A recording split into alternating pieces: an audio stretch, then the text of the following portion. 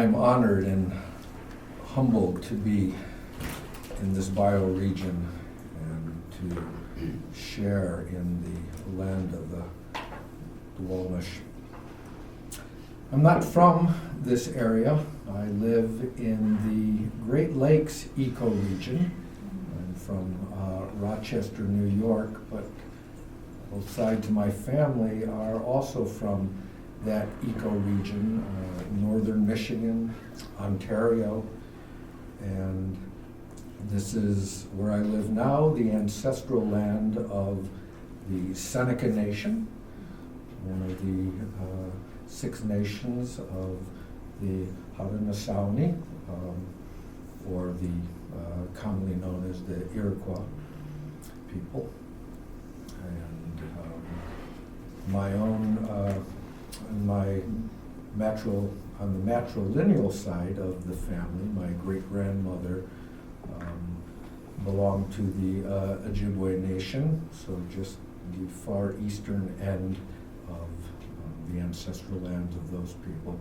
And so I wish to acknowledge the connection that we share both in spirit and physically, being here and among them, all my relations.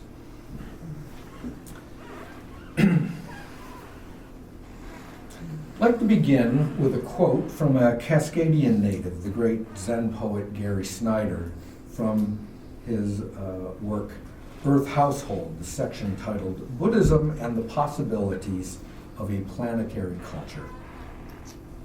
Buddhism holds that the universe and all creatures in it are intrinsically in a state of complete wisdom, love, and compassion, acting in natural response in mutual interdependence.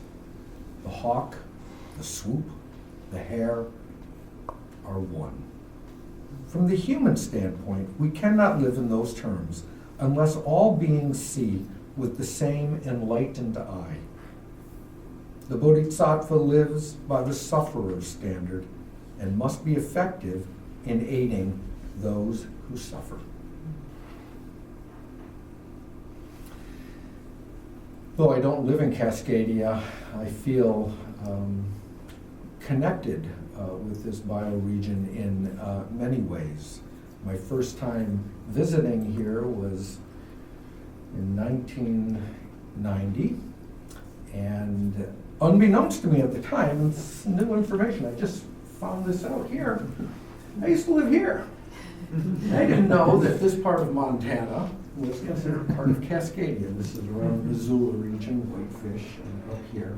And I also lived for a time, for a year, right about here, about 20 miles north of Arcata, California, in the Humboldt Nation.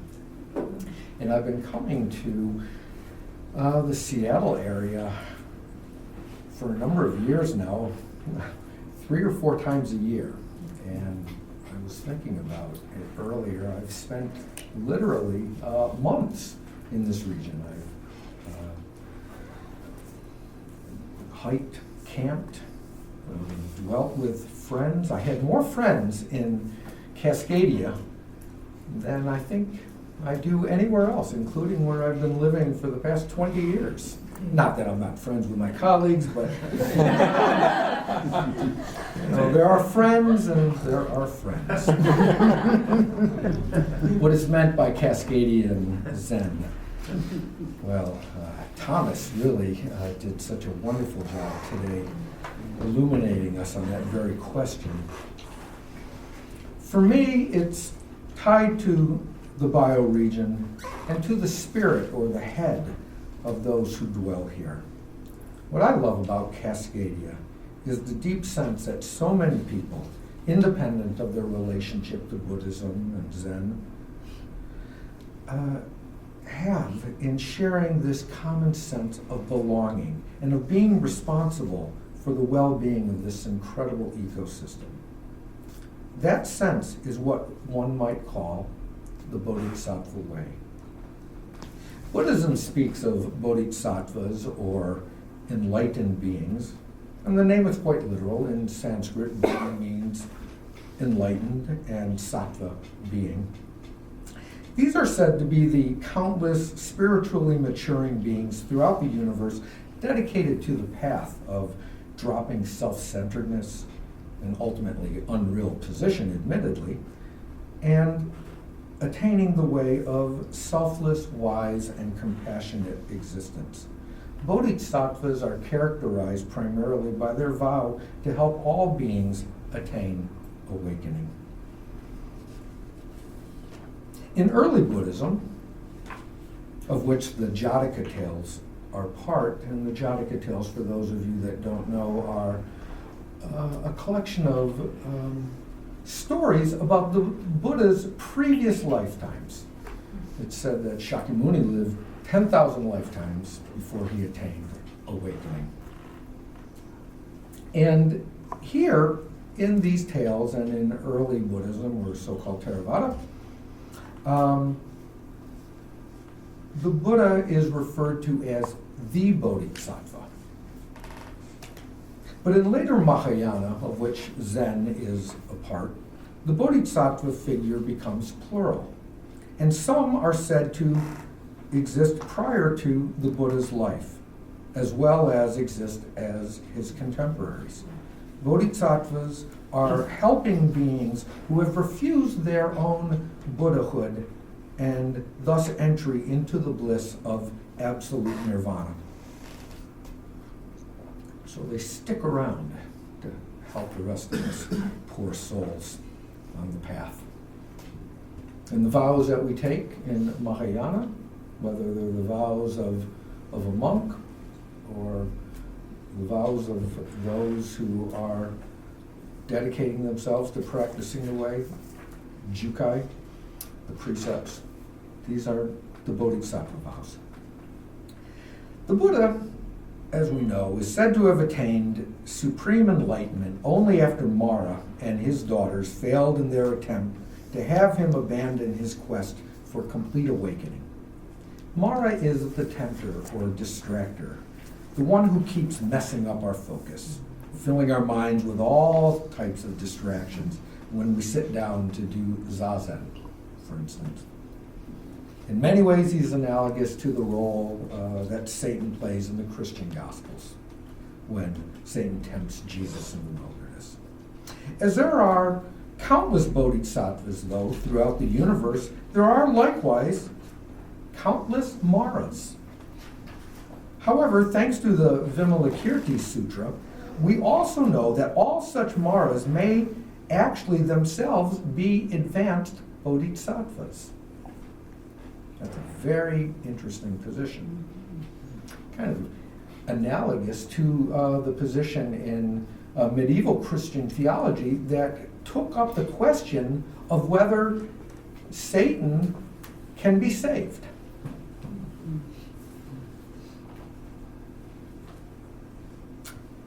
These Maras, their job is to test the less mature, the less advanced on the road to awakening. I'm going to quote Gary Snyder again. All that we consider evil are uncompromisingly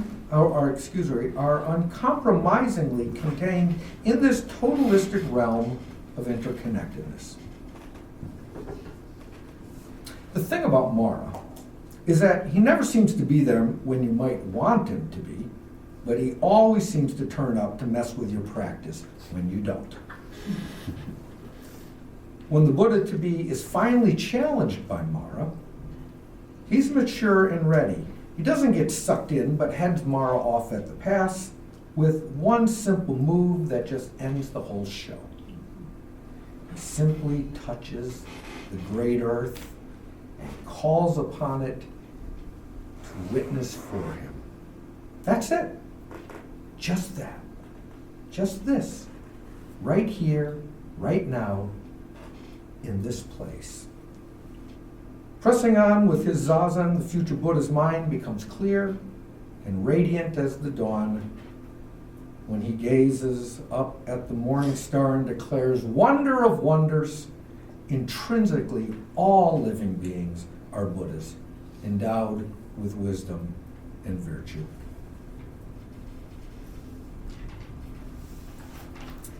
In the Shobogenzo fascicle, Shokushin Zebutsu, this very mind is Buddha.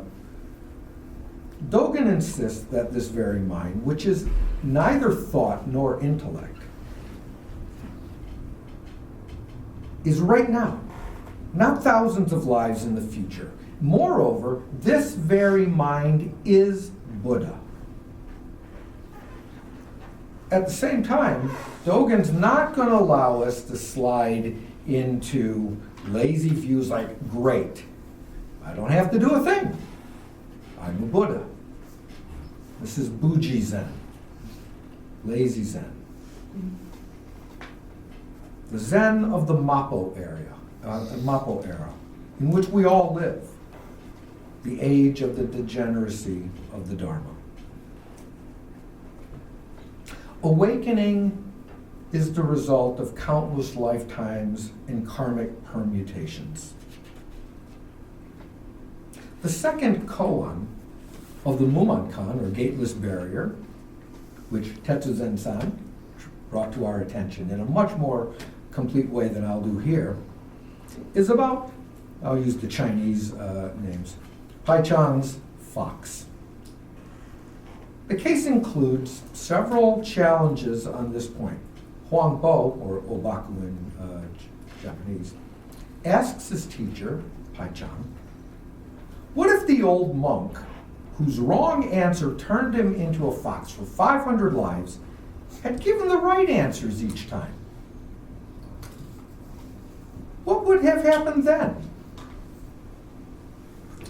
Wumen's commentary on the case states that the old monk lived all those 500 fox lives as lives of grace. Now, it's no great thing to be reincarnated as a fox. The fox doesn't have any special status in Chinese literature. Wumen writes, not falling under causation, how could this make the monk a fox? Not ignoring causation, how could this make the old man emancipated? If you come to understand this, you will realize old Pai Chang would have enjoyed 500 rebirths as a fox.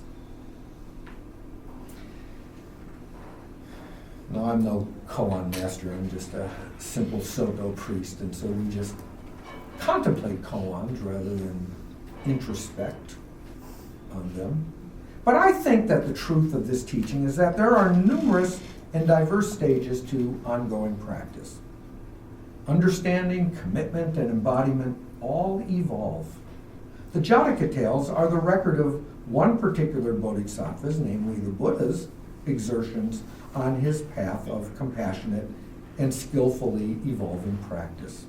They show him working through human, non-human, and superhuman lives toward the complete actual realization of his and our own vast mysterious potential, the potential of mind itself. Now, you might think that in the Jataka tales, the Buddha's always coming back as a virtuous guy. He's not. Sometimes he comes back as an animal, as a tiger, as a thief, as a murderer. But there's always something to be learned in that karmic manifestation. And we should take heart from that. That our own faults, our own errors, countless, innumerable, when seen from the perspective of the Dharma, are aids to helping us on the path. Those are those maras. See them as bodhisattvas. According to Mahayana, literally meaning the great way, absolutely profound, selfless wisdom is already intrinsic to every atom, bug, rock, tree, star, animal, and person. It's already here and has been so from the beginning. The Rinzai Master Hakuin Zenji made this the opening line of his Zazen Wasan, the song in praise of Zazen. From the very beginning, all beings are Buddha. Yet, as the Zen tradition makes clear, and as Dogen takes pains to point out time and again, unless we do the work of actually practicing realization, our intrinsic enlightenment remains unconscious to us, even as it underlies all that we think, feel, sense, and do. It's as if it were asleep, remaining only as a potential, not yet awake and functioning. This very beginning that Hakuin refers to is not simply distant in time or space. It is here, with this thought, this breath, this count of the breath. This relationship with mountains and waters, with trees, grasses, animals, fish, insects. This is the very beginning. Even if it appears nonsensical, fantastic, even impossible, it doesn't make it unreal. This idea that Buddha nature is all things, in all things. To quote Master Dogen again from Genjo Koan, actualizing the fundamental point, do not suppose that what you realize becomes your knowledge and is grasped by your consciousness. Although actualized immediately, the inconceivable may not be apparent. Its appearance is beyond your knowledge.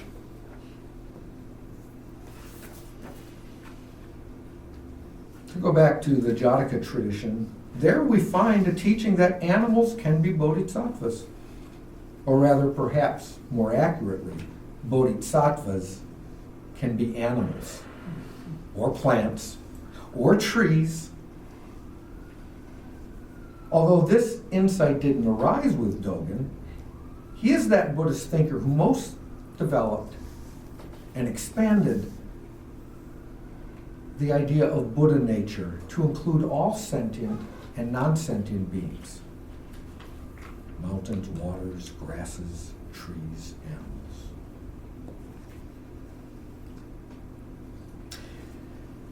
Cascadian Zen is, if nothing else, a state of mind.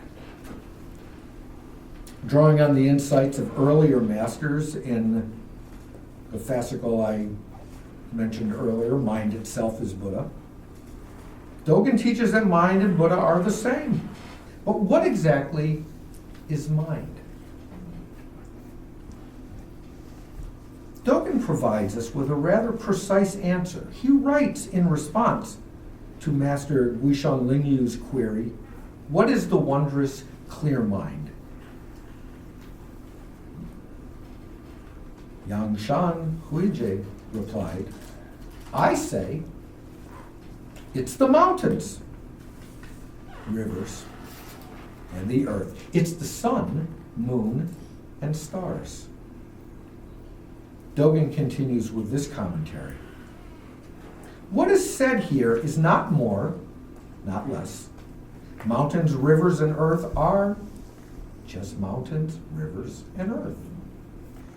There are no extra waves or sprays in the mind. The sun, the moon, the stars is just the sun, the moon, and the stars. There's no extra fog or mist. The coming and going of birth and death mind is just the coming and going of birth and death. There is no extra delusion or enlightenment.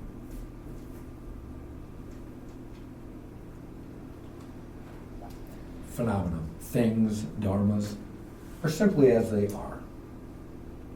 This is also true for human beings. Understanding this is being awakened to the realization that mind itself is Buddha. Buddha nature is impermanence and interbeing. Deborah, excuse me, I'm spacing now. I can't remember who mentioned that today in relation to Thich Nhat Hanh, but interconnectedness, interbeing. Thus, what it means to be human is always to be in relation to something, to some other, to ourselves. We learn from the mountains, but we're not the mountains. So opening the mountain means being open to the perspective of the other. But it's also a matter of being open to one's own limitations. This is the Bodhisattva teaching of mountains and waters. Know that mountains are not the realm of human beings or the realm of heavenly beings, says Dogen. In other words, he continues, do not view mountains from the standard of human thought. If you do not judge mountains flowing by the human understanding of flowing, you will not doubt mountains flowing and not flowing. So what does he mean here by flowing? One perspective is that this is what is meant by mountains mountaining, or rivers rivering. That is being a process, not just a thing or object. This is what Dogen means when he describes the walking of mountains. Many of you have heard that enigmatic phrase, blue mountains walking. Why blue? What does that mean? To walk. Mountains simply being mountains, doing their thing. And one of the kanji that Dogen uses for walking is the same character that means practice, yo. Okamura Shohaku writes, quote, our practice is actually Buddha's life. That practice is the walking of mountains. Love that line. So, mountains walking is actually the same as mountains practicing being mountains, just as waters flowing is waters practicing being waters. Okamura continues elsewhere. We're already in the mountain. But whereas mountains and waters are always doing their practice, doing their thing, well, human beings are, well, not so much. So one's place is where one finds one's practice. Cascadian Zen is intimately and inseparably tied to dwelling in this place, this bioregion. Its countless bodhisattvas teach the Dharma, but in a very different way than, say, the teaching of a desert bioregion. Not better, just different. It's said in the Buddhist tradition that advanced bodhisattva mahasattvas, maha meaning great, sattva again being so a great being, these great bodhisattvas, fully realize those who are far ahead of us on the path and have been doing this work for lifetimes. These bodhisattva mahasattvas are now so skillful that they can appear in any form to aid where and whenever needed. One such bodhisattva is Manjushri, the bodhisattva of prajna, or non-dual wisdom. He sits in the zendo with usually a sword, and if he's not in a sword, he's in a zazen posture, but seated on a lion. Also a great bodhisattva of courage. And that sword is symbolic of cutting the attachments that we form in our thought and our actions. cutting through our delusions, particularly the core delusion of me in here, everyone and everything else out there. From his left shoulder rises the lotus of fulfilled mind on which rests the scroll or book of Prajnaparamita, perfect wisdom. When Manjushri's delusion-cutting sword swings, the selfless, non-dual wisdom that's always been here is revealed. This sword kills even as it gives life. Killing self-centered delusion gives life to selfless wisdom. Sometimes its thunderous roar wipes the mind clear and kills delusions immediately. And other times, he just has to keep whacking away. Whack, whack, whack.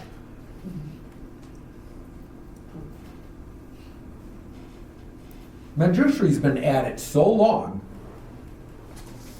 he was the teacher, it is said, to the last 7 Buddhas. Now, normally people think of Shakyamuni, or many people think of Shakyamuni as the first Buddha. But in the Zen ancestral lineages, there's a symbolic 6 Buddhas before. And then in the Kechim Yaku, the lineage chart, it all comes back to the Enso, that emptiness of which all Buddhas come and return, and of which there is no distinction. Now, that's not to say that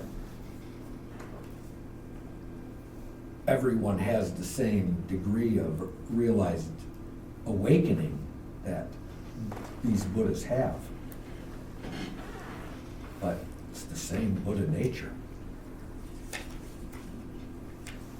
Long ago, Manjushri was already a Buddha, but he gave it up to actively lend a hand to beginners like us and to help all beings along the way.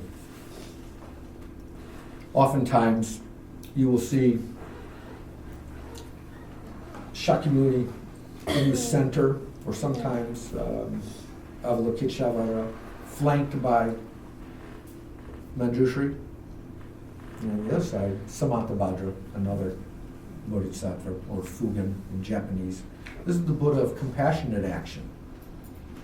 Mounted on a 6-tusked elephant, he or she blazes the way through the twists and turns of life, bringing the light of compassionate action into every dark corner. My favorite Bodhisattva, of whom I'm a devotee, is Avalokiteshvara, also known as Guanyin in Chinese, Kanon, or Kanzeon. What I chanted earlier was a short Kanzeon Sutra. Or Shenrazig, if I'm pronouncing that right, in Tibetan, Vajrayana. His or her aim in all of these various forms is to embody pure compassion and save all beings from suffering. Sometimes she is shown with 1,000 arms and hands, able to reach into any realm and bring the right kind of aid. This is an astonishingly tactile image of the mind and aspiration of the Bodhisattva. Avalokiteshvara gained this power the Surangama Sutra reveals when practicing under the guidance of the Buddha. Focusing on the inquiry, who is hearing sounds? And in Chinese, Guanyin means something like one who listens.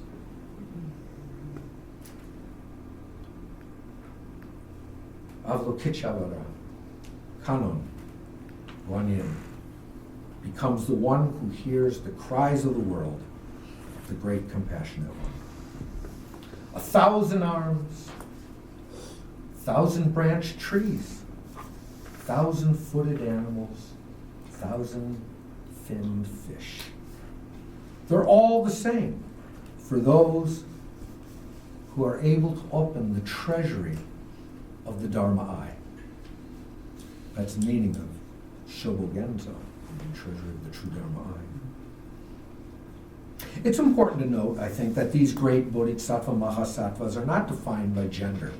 For example, there's a Japanese legend drawn from a sutra and turned into a folkloric story of Fugen taking the form of a dancing girl or courtesan in order to awaken men.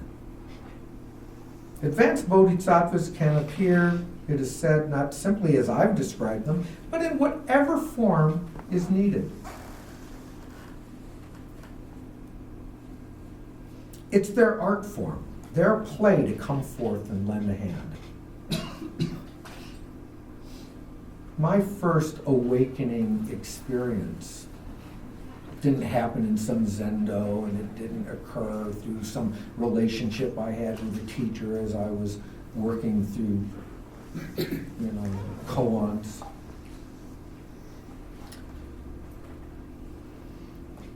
I really turned to the Dharma when I was in my mid-20s.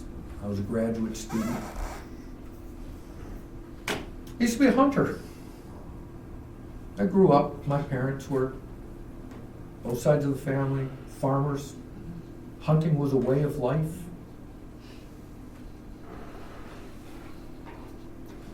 We weren't Yahoo hunters, went out there. What we took, we gave thanks for. We ate, we shared. I had a buck tag. I didn't have a doe tag. There was a lottery for those.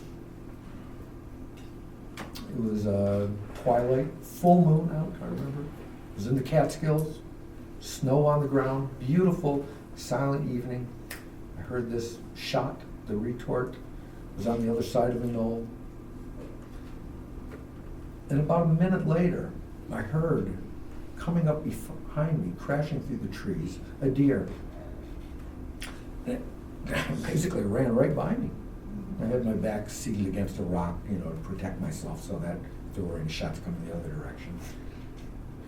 And I could see that it was a doe, but I saw that it had been hit, and it wasn't a clean hit. It had been hit here.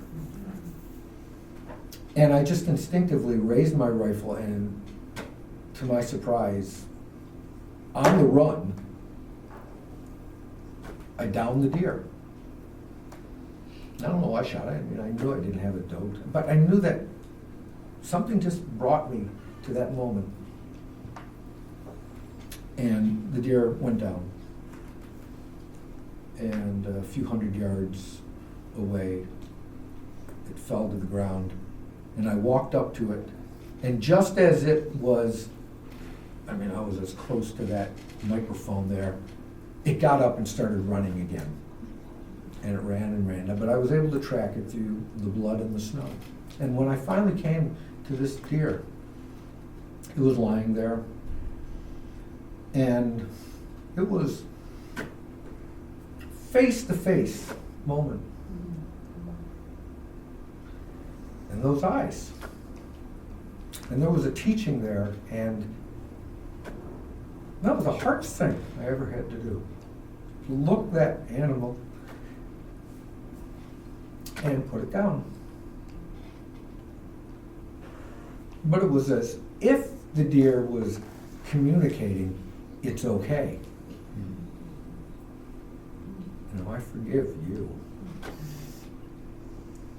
So I walked back, and my mates were already at the camp. It was dark by that time. The fire was on. Like, where have you been? And blah, blah, blah. We're going to come out and search for you. And I walked in to the camp. I cleaned my rifle, the rifle I had inherited from my grandfather.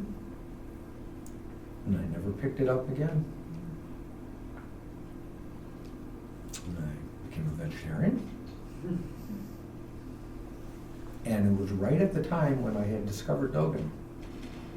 And shortly after, I read about my face-to-face transmission. Bodhisattvas can take any form. Any form.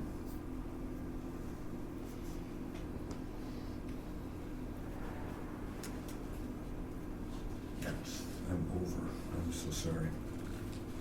I will just end here. I was going to read a beautiful poem in closing, not one of mine, but by someone named Paul Fleischman, called "You Can Never Speak Up Too Often for the Love of Things." But I think that that title conveys everything that I wanted to say. Who wants to hear the poem? Yes. Yes. Yes. Yes. And I will end with these words, far more elegant than my own. You can never speak up too often for the love of things. For every living being or natural place on earth, there is someone who wants to kill or destroy it. Therefore, you can never speak too often for the love of all things. All beings spring up from the same womb of life. Sunlight strikes the earth, plants catch it, and as they hold the light in their secret birthing place, the embryo of life unfolds in their leaves and seeds. This green gift of life becomes the food that feeds the world of birds, beasts, and humans. All beings share the same joy that flows in the company of other lives. All beings share the same tremor in the face of death. Therefore, you can never speak too often for the love of all things. The silence found throughout the world in evening and broken forests, mountain enfolded ravines, and hilltops at dusk is not the absence of noise, but a presence. In the company of silence, people hear more clearly the passage of eternity rustling between the lattices of the cells of their own mind, like wind through a screen. People hear the common tongue of love, the universal language of mortal things, like a baby's voice passing from person to person, bouncing through the trees, grasses, and animals, connecting existence with existence. Through the universal sound of mortal joy, individual life becomes bonded, tolerable, and touched. Aware of this, you can never speak up too often for the love of all things.